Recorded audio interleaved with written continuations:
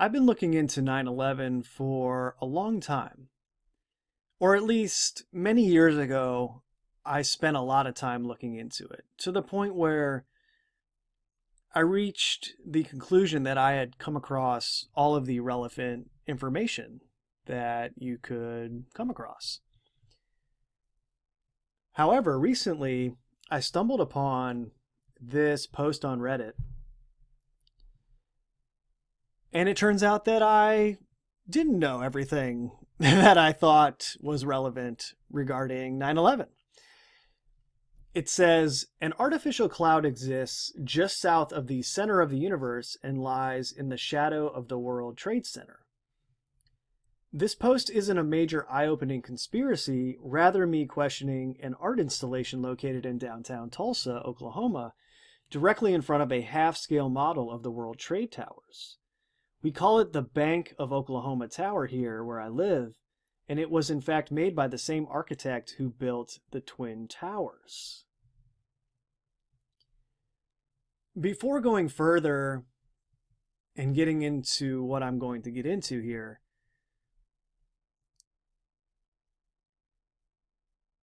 when you get into information like this, obviously the first thing that someone will ask is, well, how? And more importantly, why?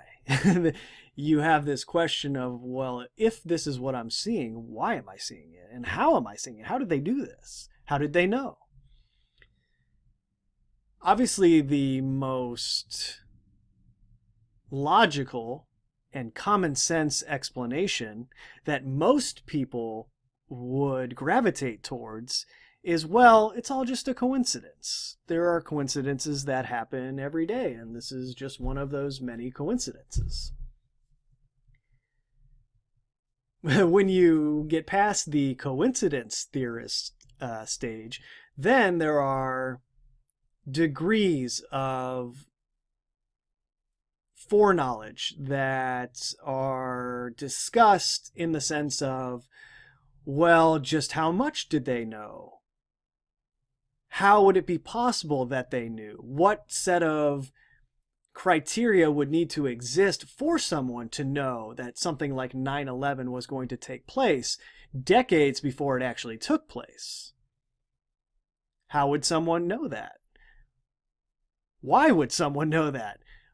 If they knew that, that implies that this was planned in advance. And, well, the media tells me that, sure, it was planned, but it was planned by some terrorists who lived in the Middle East, and they wouldn't be planning an event like this on a scale where its foreshadowing would be showing up in movies and news stories and television shows and, as we'll get into here, buildings and art installations.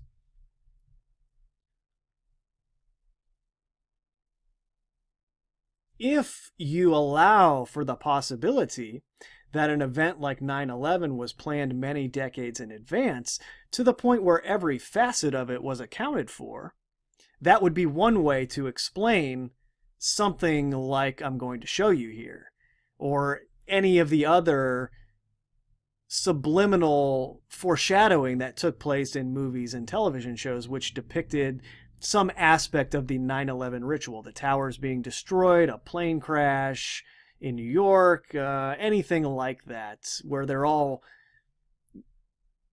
resonating together in a way where you look at it in hindsight and say, oh my goodness, that was a foreshadowing subconsciously of 9/11. Within this discussion, there is the idea that one explanation could be that 9/11 as a mega ritual, as an event so impactful on the collective psyche, reverberated throughout time, meaning it resonated both into the future and into the past from 2001 itself, to the point where an artist in 1983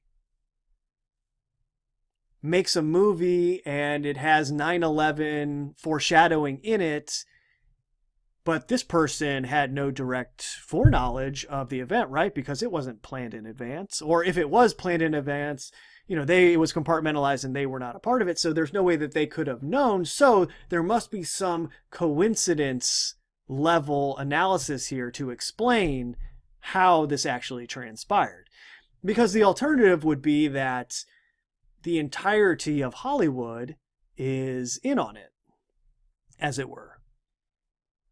Now, personally, I don't find that hard to believe at all when you actually research who controls Hollywood, how long they've controlled it, and how far its tentacles actually reach. And Hollywood's just one example. I mean, look at the news media. Look how few corporations actually control the media itself.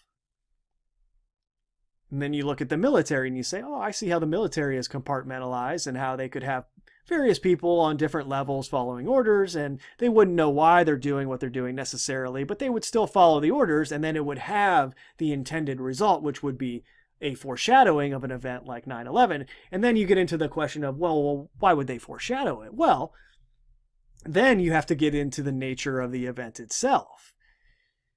Was it as cut and dry as it was presented on television? In other words, if there was an aspect to 9/11 that was sort of like a magician's trick, in the sense that some elements of it were fabricated and presented as real, but they weren't necessarily taking place in actual reality, they were only taking place on television.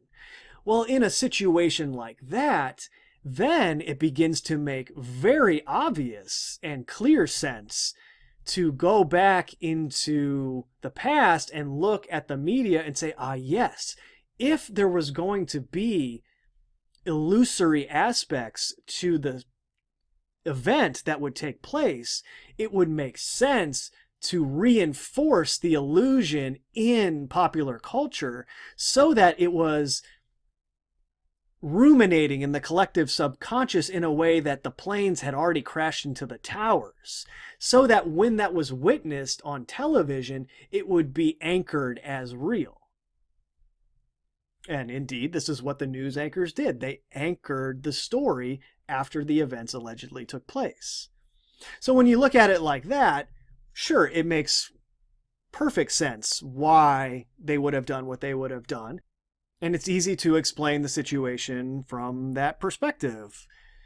However, obviously, in a compartmentalized situation, you would not give direct foreknowledge in its totality to every part of the operation. So sure, we have to leave open the possibility that some artist somewhere did in fact temporally pull 9/11 from the collective subconscious in the future and bring it into what would be perceived as the past to us now, and create a piece of art that was resonating with 9/11 and seemingly predicting it, but really they were just drawing from that event in the future and they didn't have any direct foreknowledge.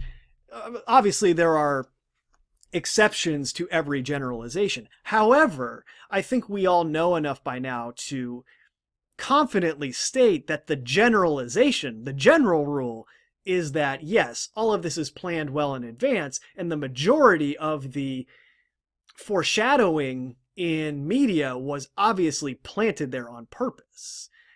There's no way that there were people aware enough on that level to produce the amount of that programming that exists. Just look at the world around you right now. Would you look at everyone and say, oh yeah, there's enough people around here that would be able to create quote unquote art that would be so aware that it was pulling from the future? And I get that part of the argument is that, well, this event was so monumental that it has a resonance that's so much, it has a signal that's so much stronger than any other little event. So it would enable even the weakest among us to pull from it. And so I get that argument too, but I think in general, it's pretty much undeniable at this point what was really going on if you understand the most likely way that 9/11 transpired, which was a mix of stagecraft and events pulled off in the quote-unquote real world. But you still want to leave open other possibilities. So, all of that said, let's get into this. Now, what this particular Reddit poster was talking about is the Bank of Oklahoma Tower. Excuse me. 1/4 World Trade Center, Tulsa's half-sized untwinned tower. The first thing that struck me in the picture that I saw here, that I will get into further later, is how this street light looks a lot like a plane. And you have in this shot here the plane with the mini World Trade Center and the statue here that is known as the artificial cloud that this post was referring to. So the artificial cloud is the art installation statue right here. This is the mini World Trade Center known as the Bank of Oklahoma Tower. And then this is just a random streetlight. But this is what was being discussed. So the car alarm goes off in the background as I am talking and it distracted me. Let's see here.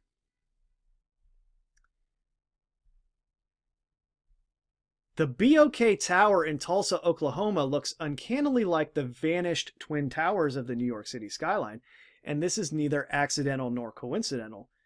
This skyscraper was constructed just a few years after its distant cousins in New York City, was designed by the same architect as the World Trade Center buildings, and explicitly intended to be a replica.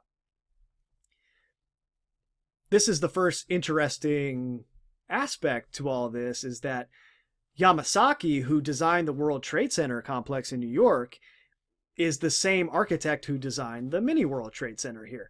And it's very interesting in the sense that when you look at the World Trade Center in New York and the way it was designed and everything that was put near it and around it and even on top of some of the buildings, it's resonating with concepts that are well beyond what a regular architect would be aware of in constructing a building. So the fact that Yamasaki did the World Trade Centers in New York and then he did this complex as well, we could expect to see something similar at work here. And I had no idea that this even existed. I mean, how could something like this go so unnoticed or underreported among people who are covering 9/11? Well, maybe we just didn't have the context to understand what was really going on here, if we can understand it at all fully.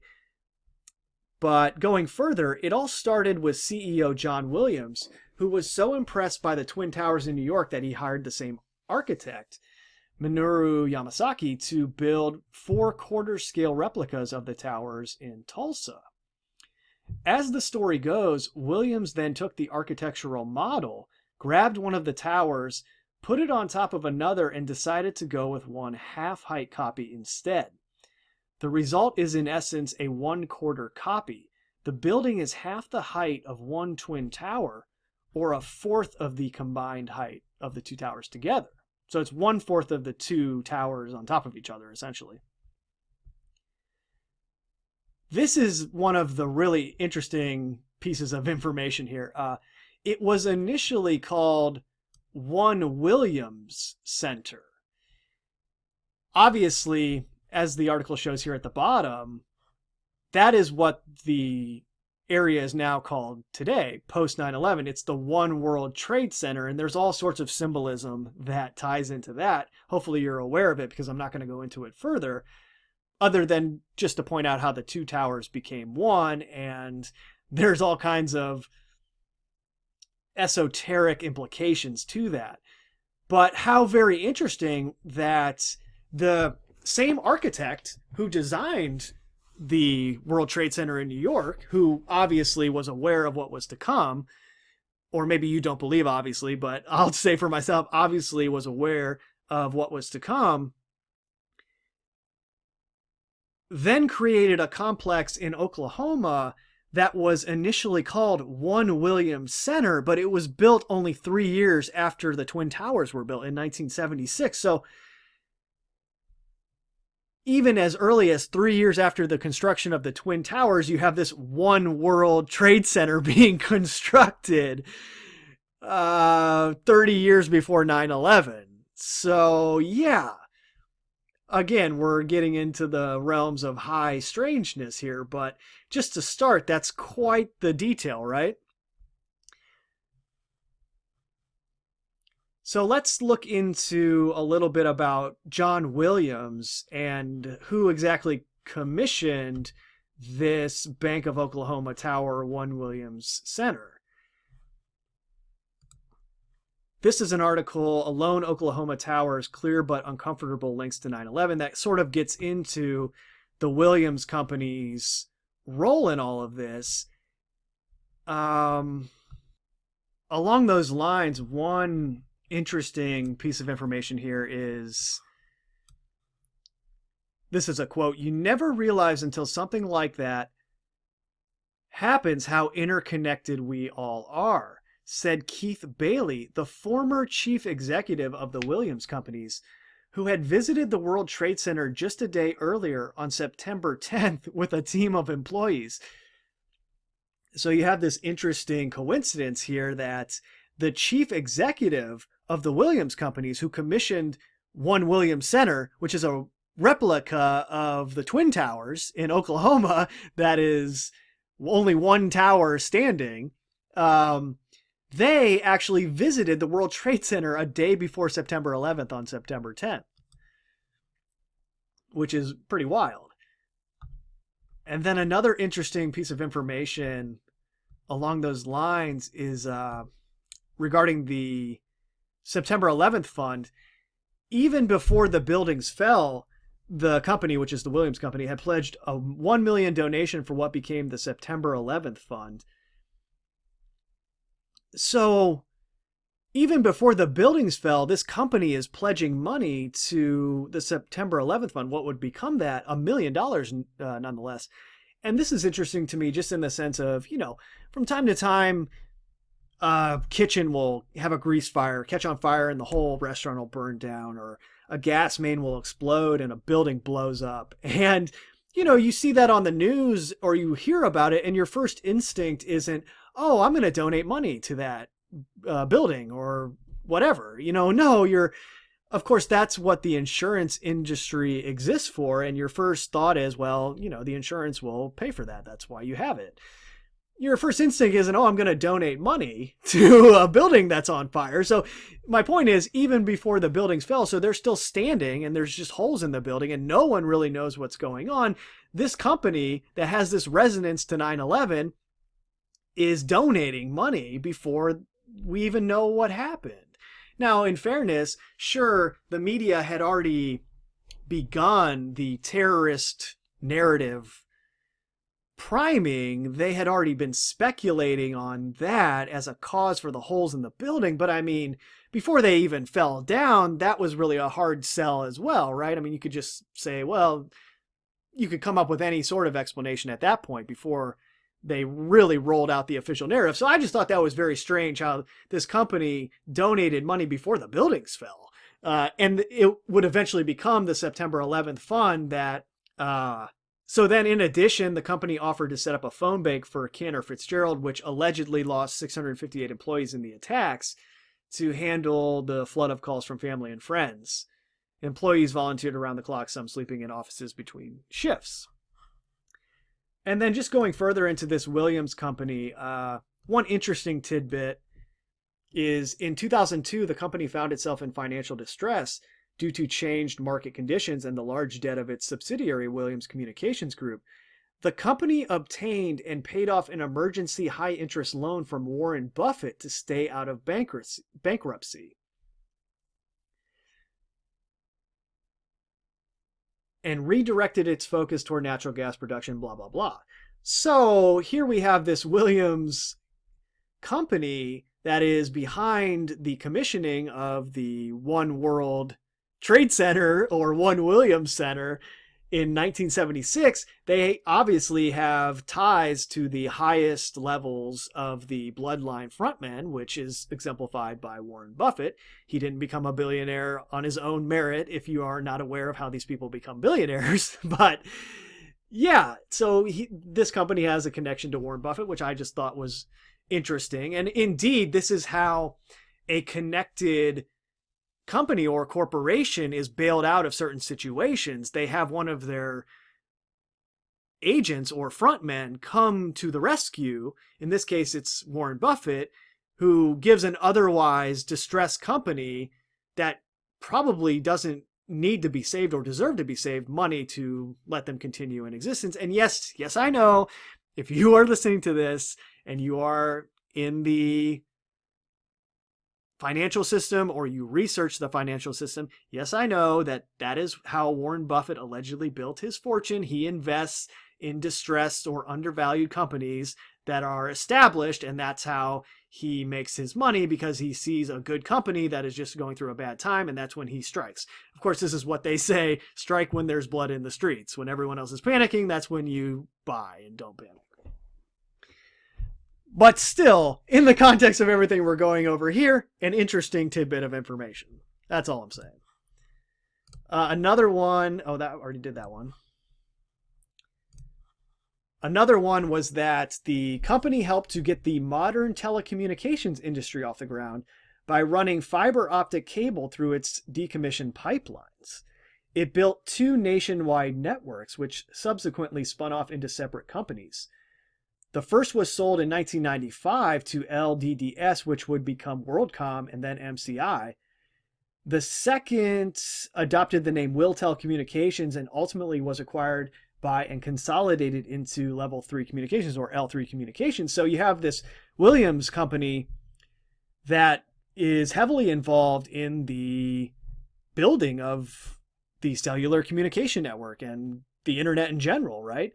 And so that's another interesting tidbit to keep in the back of your mind when we start going over what's really taking place at the Bank of Oklahoma Tower and the One Williams Center. It's just an interesting circumstantial fact that this company was involved in telecommunications, as you'll see, and we'll get into that.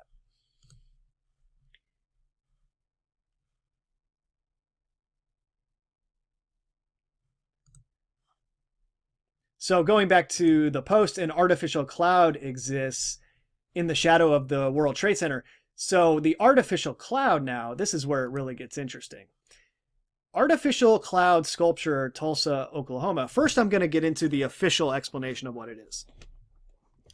And I will get into the center of the universe next. That's the final aspect of this where it just gets really wild. But so first, near the center of the universe, that site of spirituality and acoustic ingenuity is a more depressing historical monument called the Artificial Cloud by Robert, I'm not sure how to pronounce this, but we'll go with Hausus. The steel sculpture is a commentary on the destruction of society by technology. The material itself illustrates the destruction. The 72.5-foot sculpture is made of untreated steel that corrodes over time, allowing the sculpture to fully articulate its message over time.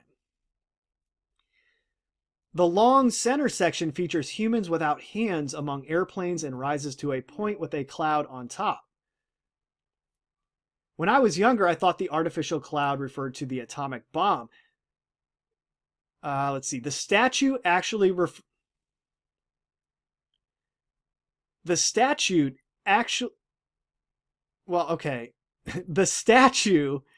actually refers to the effect of technology on American society. This is according to the sculptor. The statue represents the history of Native American subjugation after their first contact with the West. The human figures without hands are the Native Americans, and then the sky filling with airplanes as technology continues to overtake the indigenous way of life. The cloud is the threatened hope for the future. The lower base of the statue has shackles that are meant to symbolize the shackles placed on Native Americans during the early years of the nation. However, that is not a commonly known fact in Tulsa. Actually, most people think that the shackles are actually rings, and supposedly banging them will have supernatural results. There are many urban legends about what clanging the steel rings at a certain time will do, and sometimes at night you will see someone ringing them, though for what purposes, I don't know. So this is sort of the official narrative regarding what this statue actually is, or this sculpture actually is. But I hope you can see right from the start that we have a very interesting visual here. And I got a bunch of pictures that I'll bring up just to get a better view. So here's one from one perspective, and then here's a different perspective. And I hope you can see the imagery that is at work here with this sculpture, where you have something that is known as the artificial cloud that, when viewed from this perspective, is literally depicting the hole in the towers that will result from the plane striking it. Do you see that? And not only that, but it's called the artificial cloud. And that could be taken in so many ways on so many levels. Well, first, depending on how you view the events of 9/11, it's literally an artificial cloud, right? This was a ritual that was designed with malice aforethought.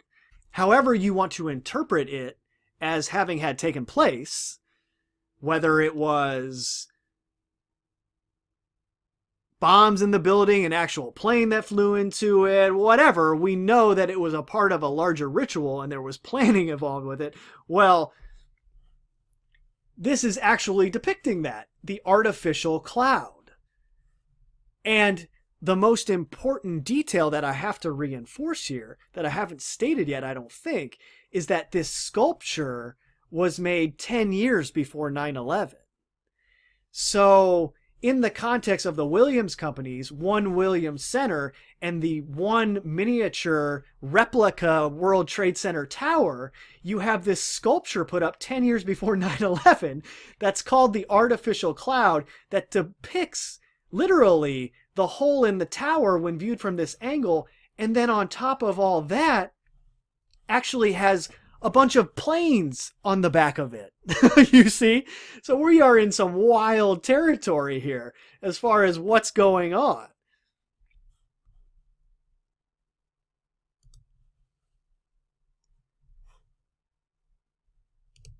This is the front that the article was talking about the deformed humans. And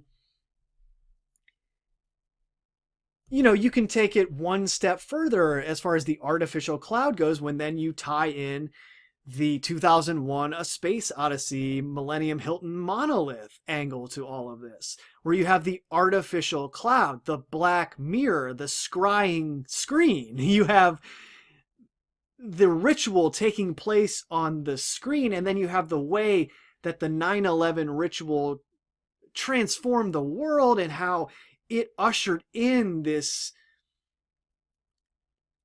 age of fear as the screen became more and more assimilated into the daily lives of everyone in the world. The artificial cloud, right? Cloud computing, the artificial world that is virtual reality, the artificial world that you're viewing me speak, or you can't view me speak, that you're viewing this video and hearing me speak through. It's pretty wild, right? And so before jumping to any conclusions, let's look into the sculptor a little bit, who was Bob Hausus, or Hausus, because as he says, it's just a comment on the way that technology has impacted society, specifically the way that technology has impacted Native Americans. And okay, you go to his website and, excuse me, there actually is a lot of imagery that is similar to what he put up in Oklahoma. You know, you have the plain imagery, the Native American imagery, and the city imagery. And yeah, sure, that sort of falls in line with the themes that he was talking about for the artificial cloud. I mean, you even have the same cloud here, right? Now, I don't know when this was actually created. I don't know if this was before or after that sculpture was made that's in Oklahoma. My point would be that maybe his subsequent art, he would put those themes in it to make the very argument that I'm making right now, which is, well, all of these themes are always in my work, so it's pure coincidence that this is resonating with the events of 9/11 so insanely well. You know, that's my point. Maybe his art would have expanded in that way if you went with the idea that he was somehow involved in and had an understanding of what he was supposed to put there and for the reasons that he was supposed to put it there. Obviously, like I said, you know, compartmentalization acts in a way that he could have been commissioned to do that sculpture and not have any idea about why he was doing it, but he would do it just as an artist, as something cool to put up in a well-known place that everyone would visit and interact with. So he himself didn't necessarily have that foreknowledge, but you cannot deny what's going on here in the way that this is resonating with 9/11, even though based on his official explanation, yet the cloud is like the smoke cloud. And he goes on to say how, you know, we're eventually going to destroy the planet through technology. And that's his comment on the artificial cloud. But, you know, it's like any other subconscious programming. There's so many layers to it that the people 10 years before 9/11 would have no clue about. You see, that's the whole point. Or anyone who viewed a picture of it, they would have no idea that that was that artificial cloud set against the tower in the way that it is would have that sort of subconscious effect on what they would later perceive. That's my only point. So yeah, that theme is in that. It's in this one too. You see the clouds and the planes. Again, I don't know when this was made, if it was before or after, but clearly, yes, this sculptor has been toying with this sort of imagery throughout his work. So you go to something like this and you say, well, yeah, it's the same themes that he's been using before. That's why the planes are here. That's why the clouds here.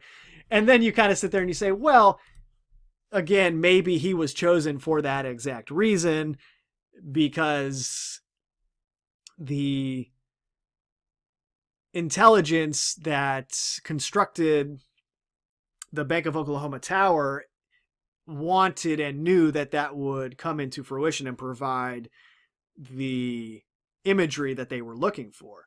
And I say that because when you look into Bob Houseus's father, Allen Houser, and I think they just changed their name to a more American version from the Native American version. But so Allen Houser is Bob's father, and Bob, again, is the one who did the sculpture outside of the Bank of Oklahoma Tower.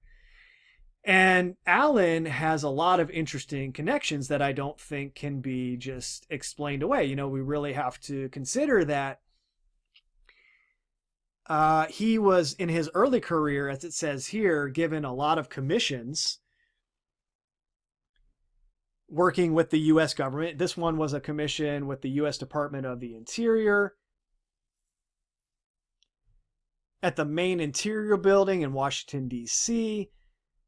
In 1949, Houser received a Guggenheim Fellowship. And again, Guggenheim is a bloodline family, and they don't just give that fellowship out to anyone, right? You have to, in some way, be able to benefit what they are promoting, the agenda that they are in place to perpetuate, right? You're not going to get a fellowship if you don't serve that agenda in some way, or at the very least, they would identify you as a potential talent that they could make use of later,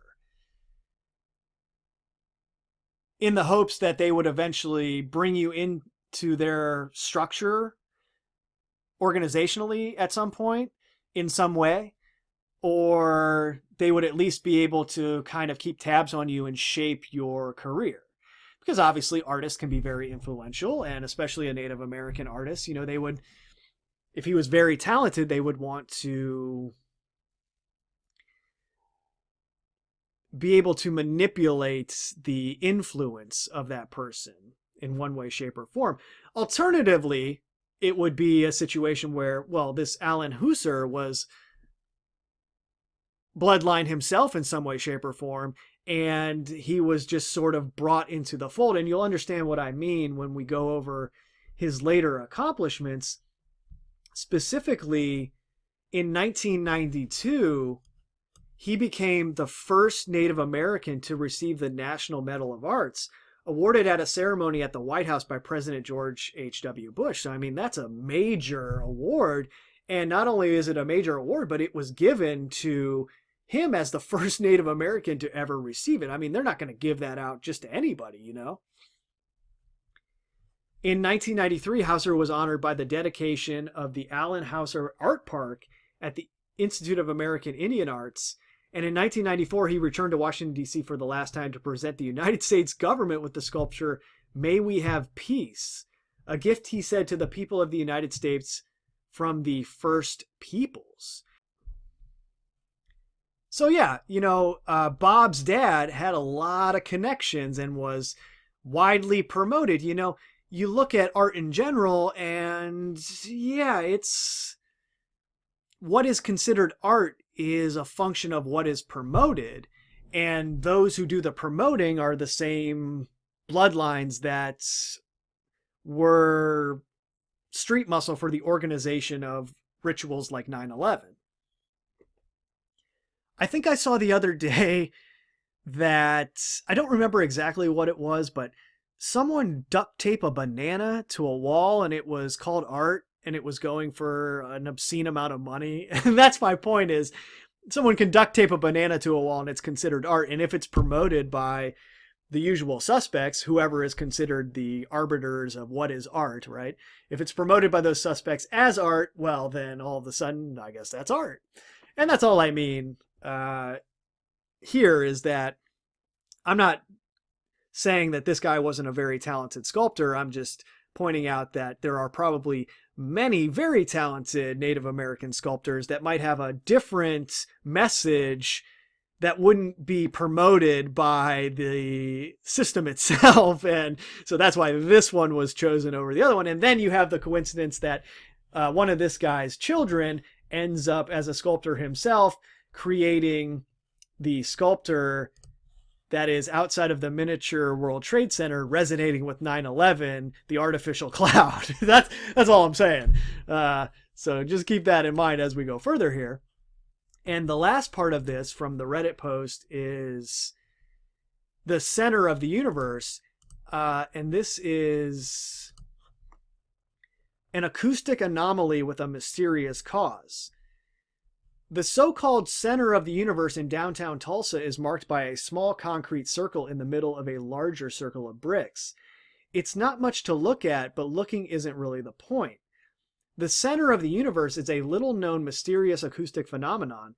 If you stand in the middle of the circle and make a noise, the sound is echoed back several times louder than it was made. It's your own private amplified echo chamber. Very interesting choice of words.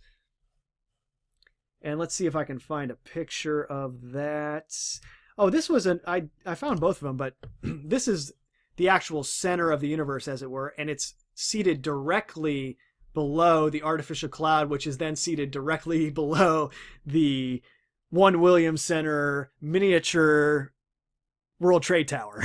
So keep that in mind. But then there's this other picture. I wasn't able to find out what exactly this was. But there's this weird sculpture of the planet, I think. It looks like the planet Earth. And I would be interested to learn more about this, but I couldn't find any information online about it. So I would only imagine that it has some sort of resonance to 9/11 in some way, shape, or form. But I wanted to point that out in case anybody comes across this and knows anything about that. So this is the center of the universe, and I'm going to play a little YouTube video that goes into this a little further. Philosophers and astronomers have searched for it for centuries, but many Tulsans already know the center of the universe is right here in the shadow of downtown's tallest building. Storm Shield meteorologist Kirsten Horn reveals the mysteries of a Tulsa must-see. It is one of Tulsa's most fascinating and well-known phenomenon, the center of the universe, a landmark that stumps an estimated 10,000 visitors from across the country each year. It's basically a focusing anomaly.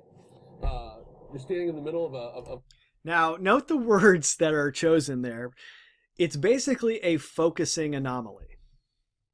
a circle that's caused by concrete benches. It doesn't matter which direction you face or how loud you are. When you talk, your voice will hit these concrete walls around you, reverberate back, and create an echo that we know as the center of the universe. Okay, so before going further, let's put all of this together real quick. What is going on here?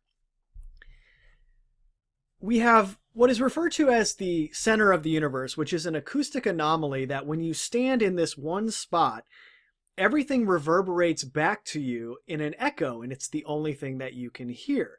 And we have this acoustic anomaly taking place in the shadow of the artificial cloud, which has so many different layers of meaning, but which is also sitting in the shadow of this miniature World Trade Center. And it's resonating with what happened on 9/11 on so many levels, to the point where you see how this is the encapsulation of what mind control is. It's the encapsulation of the creation of an egregore, right? You stand in the center of this thing and you have this voice reverberating back into your mind and you can't hear anything else, and everything that you're seeing is what is being presented to you. It's the literal creation of a thought form. That's what's being depicted here. And that is what 9/11 was, and that is what the structure of the system is in general. I mean, the English language is an egregore, right? It's a thought form. It's what has been constructed to convey meaning. We use it to exchange meaning with each other, and that's all taking place in this one spot where everything is reverberating back into the mind of the person standing there. That is metaphorically you. You're standing in the center of the universe, or the center of their universe, viewing these things that you're in the shadow of, that is forming your belief system and your interpretation of what reality is. And if you take it to the micro example of 9/11, well, yes, of course, that event was its own acoustic echo chamber. As I said, the media constructed what that really was in your mind, and then collectively it became a accepted fact as the individual minds became entrained with the message in the immediate aftermath of the event itself. And that's sort of being depicted here as well, the echo chamber that the mind is experiencing in the shadow of the 9/11 resonators, right? So this is pretty wild, and I had never heard anything about this, and here it's been existing this whole time. And how's this for a paradox? Anyone standing outside the circle won't hear what you hear. Right, and anyone standing outside of it won't hear what you hear, and that is another very interesting self-explanatory part of this whole thing, right? Very fascinating. Yeah. I can't hear it at all. The landmark was originally located on the Boston Avenue Bridge, connecting the Greenwood District to downtown Tulsa. But there was no echo then, and the bridge was open to vehicles. A fire destroyed that structure in the 1980s. So I have to stop it here and just say, again, this could be a coincidence, but it just so happens that there was a fire that destroyed the original bridge, and then this acoustic anomaly was built in the 1980s, 20 plus years before 9/11. Just saying, that's happening as well. So, yeah. So the city turned it into a brick pedestrian walkway, and an accidental legend was born. An accidental, in quotes, legend was born, right? I mean, we have to put the quotes around that, considering how it actually looks when you're standing in the center of the universe. This is what you see. You see the hole in the Twin Tower that was constructed well before 9/11 ever took place. I mean, you just gotta kind of step back and say, yeah, I don't think this is a coincidence. If it is, it's the most unimaginable coincidence in the history of the world. So if that's how you want to put yourself to sleep at night, hey, that's cool with me. I got no beef with you. You can do whatever you want to do. I'm just saying, from my perspective, I think it's clear what's going on here. But yeah, so I had no idea that this was a thing, and just a fascinating little tangential piece of the 9/11 story that I was completely unaware of. Just some wild stuff. I mean, going back to now having the context that you have, the fact that this is all structured in a way, like here's the bridge they were just on with the center of the universe acoustic anomaly, then here's the sculpture, and then here's the tower, and then, like I said, there's this street light that looks like a plane. So you put the whole thing together, and like I said, yeah, an unimaginable coincidence, or this was all meticulously planned. Perhaps there's some balance between the two if you go with a compartmentalized view of how these things play out in the real world. But, all that being said, this is pretty wild stuff, and I just wanted to throw it out there real quick for you guys to consider.